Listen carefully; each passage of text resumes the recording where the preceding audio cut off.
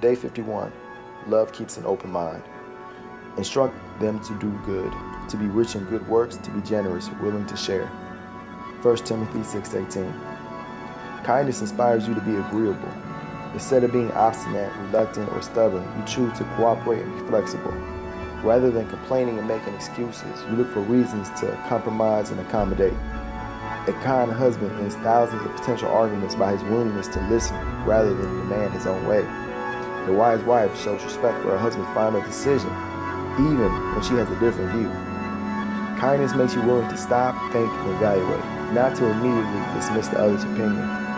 When we are willing to listen, to share, and to consider others before ourselves, we open up the avenues of peace, love, and blessing. Yes, it takes wisdom and maturity to always take the high road, but it's a path that leads to benefits we all want for ourselves.